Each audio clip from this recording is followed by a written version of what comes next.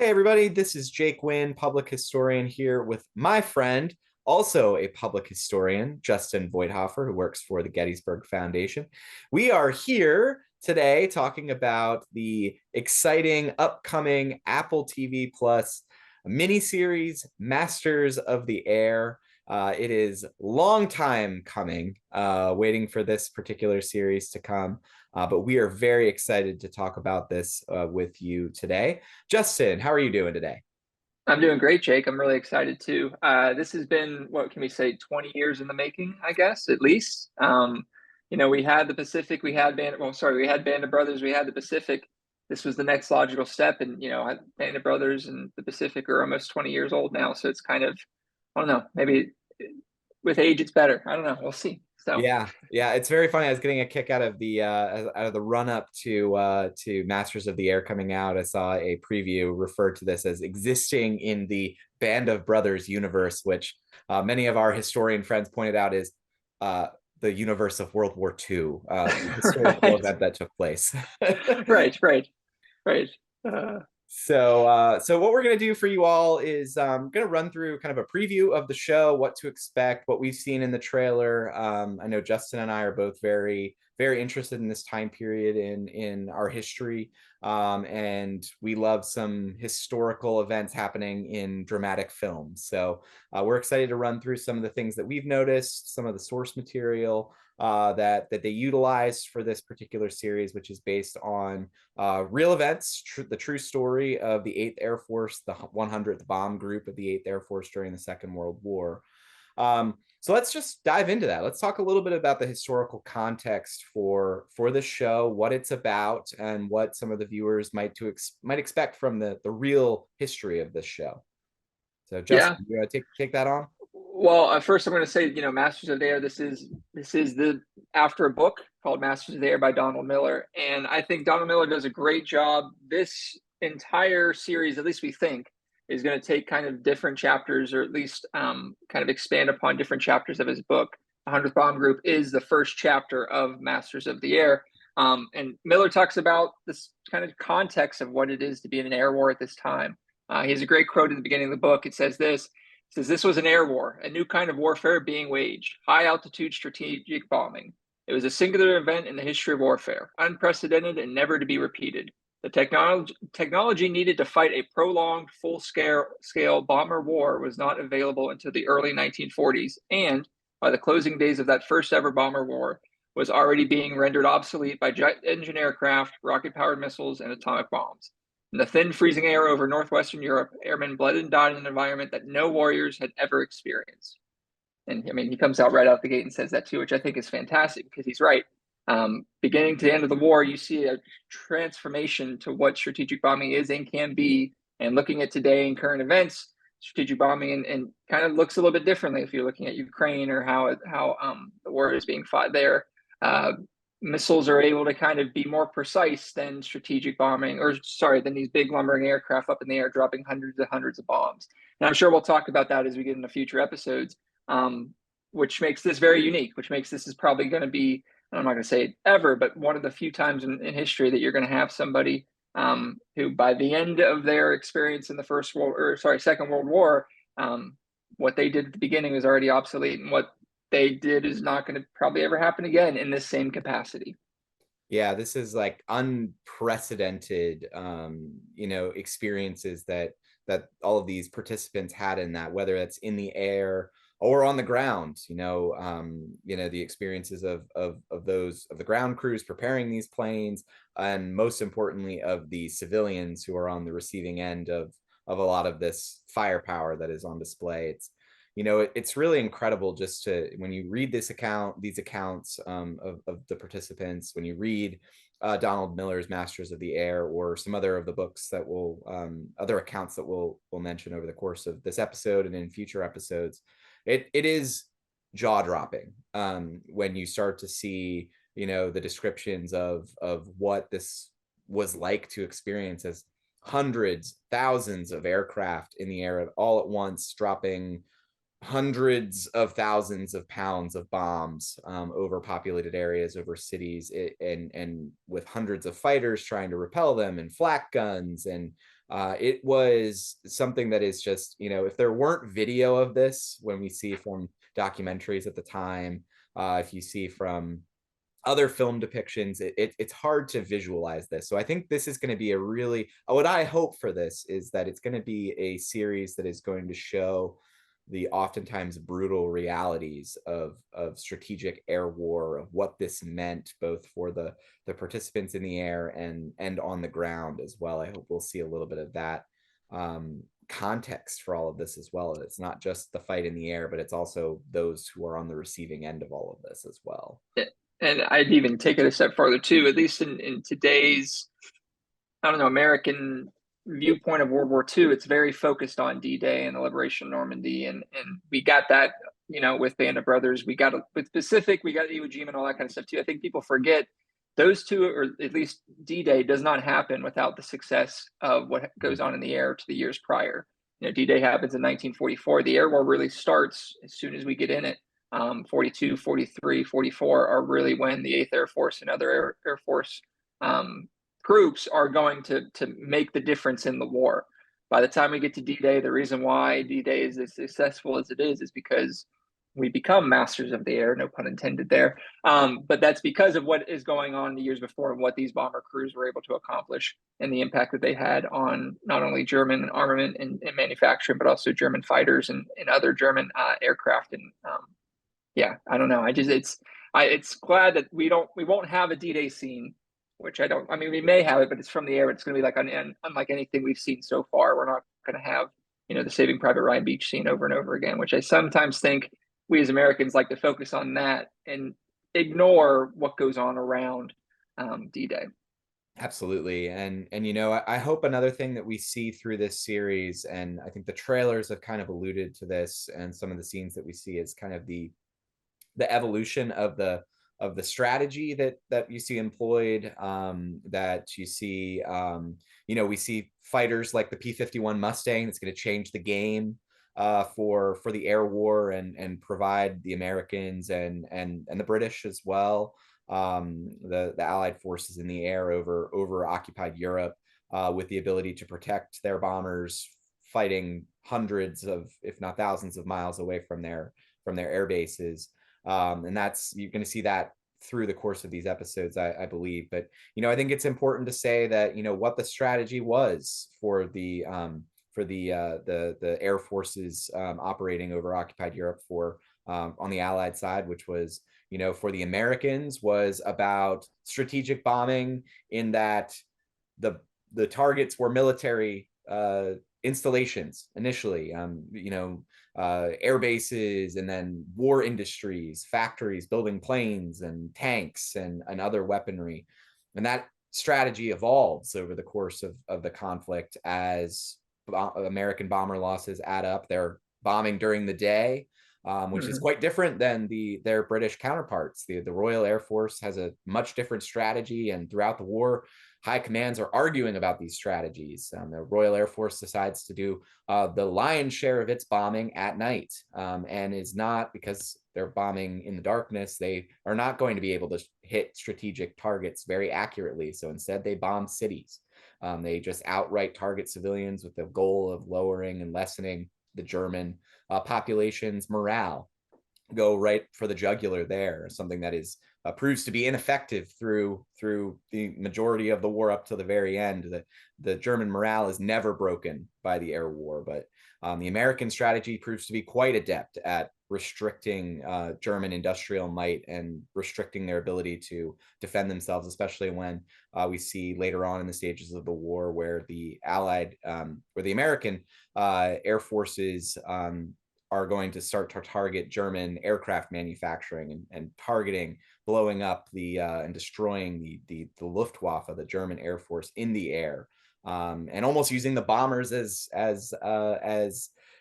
big targets for them, deliberately sending out huge bomber raids with the goal of getting as many German fighters coming up to defend as possible so that American fighters can defend. I hope that we get to see some of the conversation about the evolution of this strategy, as well as the morality of all of this. As Americans begin to change their strategy and participate in bombing of German cities, alongside the RAF with round the clock raids on cities and industrial areas. The toll that takes from a mental and emotional standpoint on the crews that are quite aware that they are destroying people's homes and they are destroying people's lives who are civilians who may be working in factories but are not active participants necessarily in the fighting. They're women and children and older people down there in those cities that they are bombing, and that is going to leave a toll in addition to the actual horrors of fighting in combat during the course of the air war. So I hope we get to see some of that through this series as well to better understand the emotional toll, the mental toll that this took on the participants in this as well. Oh yeah, and I hope it comes out with particular folks with the 100th Bomb Group. I mean, there's going to be a whole list of folks that you don't know now, but by the end of the series, you're going to say, oh, these are incredible folks. These are people who went through so much, and then were able to live with that the rest of their lives too. Which I kind of hope. One thing I do is and it's hard because they're not around anymore. So that's, I guess, what's going to be different from Bandit Brothers, right? Is you had those veterans accounts during Bandit Brothers that opened and closed each episode, or at least opened each episode. I don't know if they're going to incorporate that at all into this, but I mean, I would like to see kind of those firsthand primary voices talking about it, but then also leading you into what is the series and what is the particular episode. So I'm hoping that we at least get something like that. We might not see it. Like I said, nowadays it's a lot harder to find these folks, and they're vanishing pretty quickly. But at least for me, the most memorable part of Bandit Brothers was hearing them talk about, the Col de Bastogne and all that kind of stuff. I would love at least to hear it from their words. So, and I'm sure they're out there too. I mean, there's repositories with oral histories and videos from these folks. I just hope it gets kind of out into the series, just because I feel like more people are going to see it that way. Not everybody's going to go down to the local library and go through the oral. I mean, I will, but some other folks won't. So. Yep. So let's take a look at some other kind of interesting facts or lesser known details that we should kind of be keeping an eye out for over the course of the series. I know, Justin, you had kind of assembled some of these. Yeah. So number one is you're going to hear Air Force and thrown around pretty regularly. It's fair to say, this is the United States Air Force that are doing these missions, but technically during the war, they were the Army Air Corps. It was a U.S. Army operation. The Air Force is not established until 1947. I think, Jake, we talked about it. Me and you are just going to be able to use Air Force interchangeably with Army Air Corps. It's really the same. These guys are going to make up what becomes the United States Air Force. But technically, during the war, it is the United States Army Air Corps that are doing these missions and fighting these things. So yeah, that's a little caveat to note. And then the other thing is, just don't lose sight of the fact that a lot of the folks that we're going to see in this series are going to be, 10 or 20-ish, mid-20s, early 30s. Some of them, this is the first time they're ever up in an airplane, is the training missions for them to fly these machines. So for us, we take air travel, I think, pretty, I don't know, we're used to it by now. We go to the airport, we get up in the plane, it's normal for us. Don't forget that some of these folks who are flying these machines a year before had never been on a plane before, had never imagined what air flight is, and now they're thousands, tens of thousands of feet up in the air in elements that we're not even familiar with, and we fly way more than they probably would have before the war there too. So those are the two things I kind of wanted to point out. Of one, don't lose sight of that, and then two, I just know that for me, I'd be a stickler on like, okay, well, I probably should call it Army Air Corps. It's the Air Force. It's fine. You can call it what you want. It's what it's going to be. Yeah, so this is I'll add into just kind of another piece of fascinating information just to keep in mind as we see this. We're going to be seeing a lot of death. The 8th Air Force, that is the focus of this series, loses more than any other unit in the Second World War. They lose 26,000 men killed in action in the course of the war. Another 25,000 plus are going to be taken as prisoners of war, who are going to parachute over or crash land in occupied Europe and become prisoners of war. And so this unit, the 8th Air Force, is going to suffer brutally during the course of this fight, during the course of the air war. And it's just important to bear that in mind, just the scale of the losses here, and what that's going to do on these these young men that we're going to see through this series. What this is going to do to their psyches, to their emotional well-being, and then they also have the uh,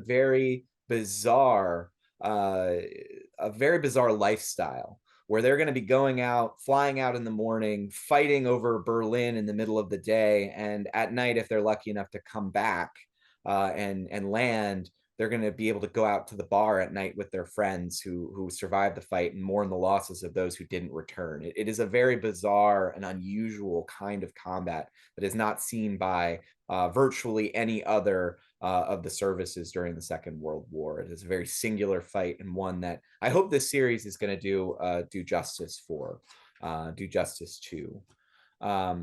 So, Justin, do you want to take us through? I know you kind of already mentioned a little bit about Masters of the Air, but if you want to talk a little bit about maybe what your thoughts are of the book as you've been reading some of the source material for this series. Yeah, I mean, it's been great. Like I said, Masters of the Air, Donald Miller. As you see my bookmark there, I've been kind of rereading it. It's a thick book. I mean, what is it? Some 400 or 500 pages. But it is, from what I can tell, tries to be the singular volume for the United States Army Air Force during the Second World War. And what's nice is it kind of zooms you in and zooms you out. The first chapter we talked about is this 100th Bomb Group, the Bloody 100, which Masters of the Air is going to kind of take as its unit and tell its story. But then the book will then zoom out to the bigger picture, to the bomber mafia, to the folks who are making these grandiose decisions on strategic bombing, doing it during the day, what type of targets they're trying to select, and then zooming back into those decisions having a real impact on men every single mission that goes out. And it's kind of, I like that perspective of it's not just an overall strategic view of the air war. It is a personal view as well. And there's some great accounts in here of what it's like to go through that and what it's like to fight up 30,000 feet up in the air, the different types of things you don't think about that are also addressed in here too. So that's why I like the book, because it does that in and out. It's not an overarching strategic view of it. That does have chapters that are strategic focus and talking about the bigger picture, but it doesn't stay that way. It zooms you back in, and it wants to make sure that you understand that yes, these people who are flying these planes are real human beings, and it's easy to kind of lose sight of that if you hear the numbers that Jake talked about. Those numbers are kind of hard for us to comprehend sometimes. Yeah. And Jake, I know you have a favorite book of yours that you've been reading about somebody who we hope to see in this series. Yep, a confirmed character in the show is Harry Crosby, who is a navigator. This series is going to focus on the 100th Bomb Group, which is a unit within the 8th Air Force, known as the Bloody 100, because it takes some really devastating losses over the course of the fight. But Harry Crosby writes a memoir decades after the war, which is just fascinating, a personal account of living through the air war. It's called A Wing and a Prayer. It follows the 100th Bomb Group through the Second World War, and Crosby pretty miraculously, to be honest, survives his experience. He rises through the ranks and serves throughout the conflict from 1943 to the end of the war with the 8th Air Force in a variety of roles related to navigator. And his accounts are just incredibly vivid. He's a fantastic writer. He did an amazing job of describing what his experience was like going through these missions, completing his 25 missions and then ultimately 30 missions, and before he gets a chance to go home on leave and then ultimately return to his unit. One of the things I think we will probably see in the series is one of the most devastating depictions of aerial combat in Crosby's book is the kind of infamous, with the 8th Air Force, the infamous raid on Schweinfurt and Regensburg, which is kind of the beginning of this all-out assault on German aircraft production and industrial targets during the war. And in this, Crosby and his unit participate in the raid on Regensburg. It goes very badly. Ultimately, the raid is somewhat ish successful at knocking out some of the industrial targets they were trying to hit. But those factories are back up and running within a couple of weeks. But the 8th Air Force loses hundreds of men in the course of this fight, and the descriptions of German fighters just descending on these pretty much helpless bombers is horrifying. And I'm thinking we'll probably see some of this play out in the series itself, because the way it's written by Crosby just it lends itself to description of men bailing out and striking other aircraft, and planes flying through the formation, and German fighters being shot up and exploding, and planes exploding everywhere, and it is just a chaotic, nightmarish, hellish scene. And Harry Crosby does just with his memoir, does an amazing job of describing all of this from a firsthand perspective, living through it. And because he survives the war and goes through the war with this unit, and with the 8th Air Force, I would wager that this is kind of a character that we're going to see through the series, carrying us through the war and the evolution of the conflict, the evolution of the air war, and ultimately leading towards American and Allied victory. So those are, some inspiration I think that we'll probably see in the series, just because of the nature, very much like David Webster's writings in Band of Brothers, where we see his narrative being layered in on the Band of Brothers narrative, where we see his perspectives being shared. So I would say we'll probably see a fair amount of Harry Crosby in this series. Yeah, which is I think is going to be, like you said, his account is something that I'm looking forward to seeing come to the screen too. So with that though, I guess we keep referencing Band of Brothers. Jake, how do you hope it is? Do you hope it's that level? What is your hopes that it in relation to that, or is that a fair kind of comparison? Yeah, I think it's what lends Band of Brothers to such a great depiction through a miniseries like this is just its focus on a small group of people, and following them through the entirety of the conflict. And with a story like this, the scale of it, I think that's going to be pretty tough to pull off. I think one of the failings of HBO is the Pacific, another in this kind of universe of World War II Yeah, uh, universe. dramas, is that didn't have a tight focus. There's a group of characters, you're kind of being introduced to people, and it doesn't have that same narrative flow, where you're following a single group and you're getting to know them very intimately. I think this is going to be somewhere in between potentially. So I'll be very curious to see how they kind of weave this story in, especially as we've already mentioned, the number of casualties here. It's characters are going to just disappear, and how are we going to be able to have that continuity? It's going to be interesting to see. But Well, what and sorry, I was going to say, I think to your point there, it's kind of, if there is ever a series to jump around and kind of show what it's like, it is this one, right? I mean, Masters of the Air, David Miller or Donald Miller talks about how there are guys who show up to the unit on the evening, they have dinner, they wake up the next day, and then they're lost the next day over Germany, and you don't get to know them. If you're the unit, you really don't get to know them because of the just pure attrition that's going on. So you're right. I think it'd be somewhere in between, but I think it's kind of fitting for here because, yeah, it does show that the Mhm. attrition and the losses are just something that it's hard to mend. And you bring up Brandon, you bring up the other two, those units, they stick together, they get pulled out of combat together, they get put back in together. And here you don't really have that. It's every single day that you're going to have another mission. And yeah, it'd be interesting to see in that perspective. Yep. So I'm looking through our notes here, and we've talked a little bit about some of the characters that we'll see here. Talking about Harry Crosby. I think Justin, you and I both were talking about Rosie Rosenthal being a fascinating character. Do you want to talk a little bit more about him? And Well, I won't spoil it too much because I know he's in it. They say that he's in it there too. So I'll let the series kind of talk about it. But I think his story is going to be great.